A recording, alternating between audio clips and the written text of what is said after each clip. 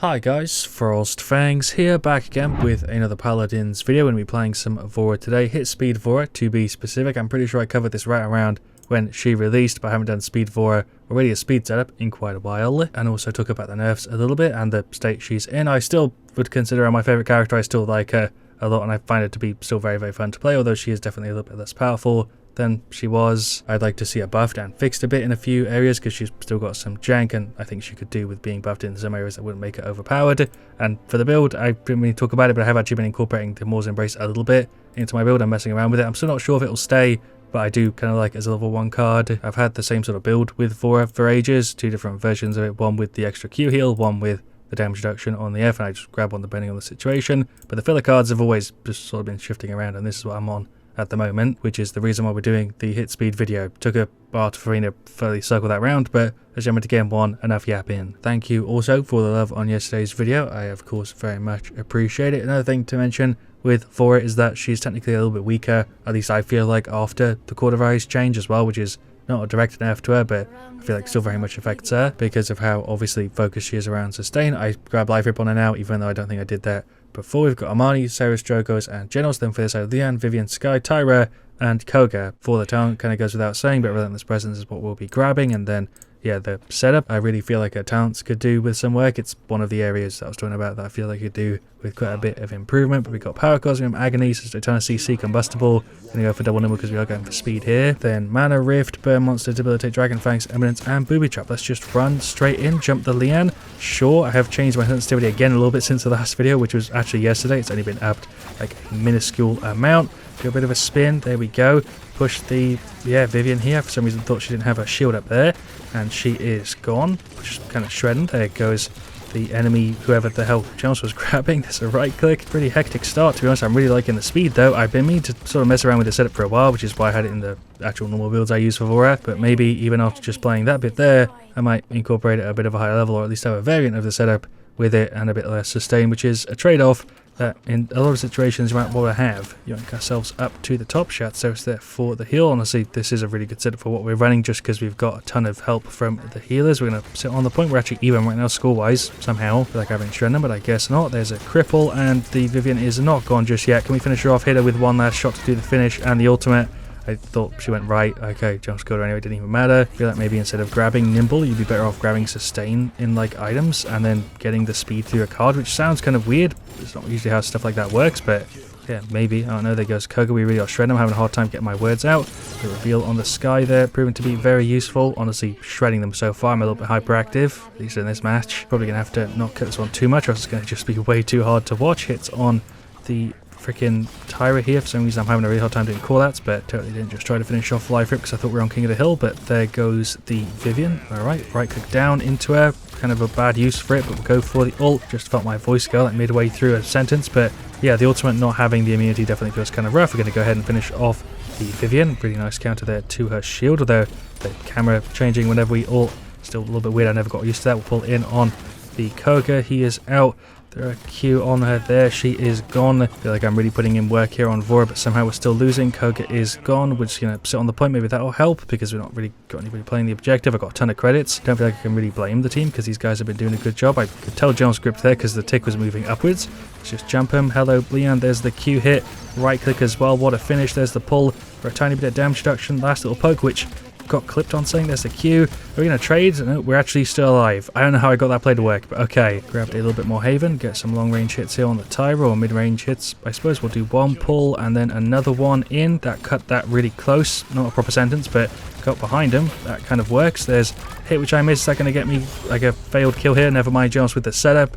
Okay, did actually end up with a team wipe there. We'll jump the Tyra. That's Joggers with the explosion, but he missed it, so I kept firing instead of changing targets. We'll get rid of the Leanne there as well. It seems like we're actually going to lose this one, even though I feel like we should have had it in the bag. They've been doing a good job, not really, shitting on them. I'm more so just surprised it's gone the way that it has, considering how much work I feel like the team's been putting in.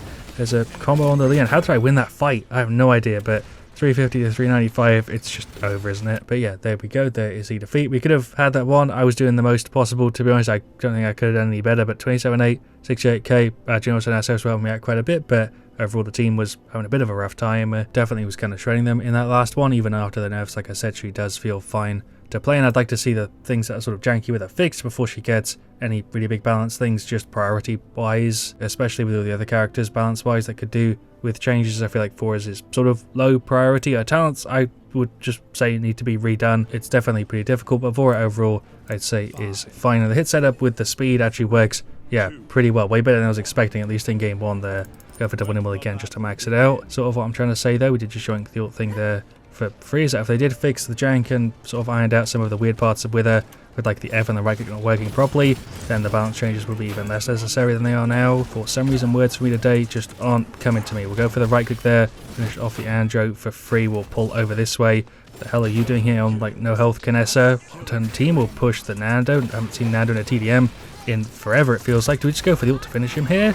Okay, never mind. We'll just move kind of weird. What am I doing? The ultimate doesn't give me immunity, so it's probably best to get out of that. There's a hit, right click. Really got rid of the Cassie too. There we go, finished her off. I can't believe I didn't die there. Very, very lucky, but Furious doing a great job of heals. We'll pull in through the arm sort of thing there. Hits on the Cassie. I'm dead.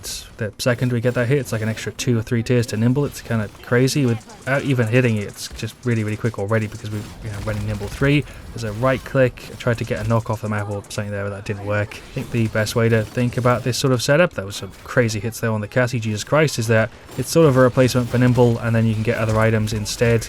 But how often you're really going to want to do that instead of just going full sustain and then maybe sacrificing speed. I feel like a lot of the time with the Vora, you don't really need that much speed because you can pull yourself around with the F. Really does just depend though. There goes the enemy Kinessa. I think I'm dead here just again, right? Don't know really what I'm trying to do. There goes the Ray and the Andro. That's a wipe. We're actually heading this one. See, this is the opposite. I feel like we should be losing this, and yet we're winning. I don't know what's going on today. We'll go for the ult, and put it on the cooldown, and then yoink this, just so that they can't grab it. It's a bit of a BM thing to do, but whatever. There's some hits on the Nando. Props there with the Fury Beam. God tier stuff. Perfectly placed there, but there goes the Nando. We'll just throw a Q back there. The Kinessa, is that going to be enough to get the kill? It is. Pulling on the Ray, actually kind of failing me a bit there. Right click. The Cassie's gone. Never mind. There's the ultimate. Go for the ult on him just to stop him from flaming. Pull in on the Kinessa. There's a Q. We had full stacks. She's dead. Victor's picking up kills. Okay, one thing that I would love to see with Vora that isn't a thing you can actually do with her cards at the moment is increase the distance on the F, like from where you can pull, because right now it does feel sort of limiting sometimes. Nearly got the Nando off there. The right click also with the knockback. I like to see cards that scale really crazy with it, so you could actually knock people around instead of it just being, I think, a tiny scale. I think there is a card that currently increases the knockback on the right click. It just doesn't do it very much. It's like a really small scale. I don't know. There goes the Nando. You can pull back on. Well done, Cassie, though. I appreciate the fact that she's going for a knock setup. There's a Q on the Andro. He's out. At least now I feel like we're sort of deserving of the win. For some reason at the start we were having a hard time, but right now I feel like we're sort of shredding them and they're just getting wiped. There goes the Ray. Hello, Kinessa, which stopped the teleport, but you're dead anyway. I think there's still somebody over here on like no health, right? Oh, never mind, that's a Cassie. Am I dead? The F's not going to come up. Okay, fair play. I'm never mad when I get knocked off the map. I know some people really rage at that, but I personally kind of like going against knock-up setups. I imagine if you main a character that doesn't have movement that can get yourself back on, it's probably a pain in the ass, but as somebody who plays really mobile characters, flanks and stuff, it's usually just kind of funny. We'll just yoink up here. See, there we go. The F being able to pull onto that would have been really nice there. Pull up, push the Kinessa. We can sort of see her through the corner there. There's hits on the Andro. Is he dead to tick damage? No. Kinessa is though. There's some hits on him. One more. Gotta say, the speed is kind of crazy. There is the victory. I was expecting it to do well, like I said in the intro, because I remember playing with it before, but it did even better. That was really just great to use, even with like the full speed with nimble and everything. Would I recommend it? I'm not quite sure. I'd recommend that you at least go ahead and give it a go. Whether you stick with it, it's obviously up to you. It might not fit your playstyle. For me, I play a little bit hyper, so it works quite nicely even with just full nimble, which I don't think I'd really grab with this most of the time. There you go. There are the stats. We actually did worse, I think, in that one compared to the first game, but I feel like I did way better. Kinessa has way more damage than I was expecting. Ray did a great job. Just overall, yeah, the stats sort of speak for themselves. Don't have anything else to add here at the end, so I'm not going to drag it on for no reason. Feel like this video sort of spoke for itself, but thank you so much for watching. I'd love to hear your guys' thoughts on everything down in the comments. Let me know also what you want to see me the next. Leave a like if you enjoyed. Don't know if I said that already, and as always, stay Frost, stay.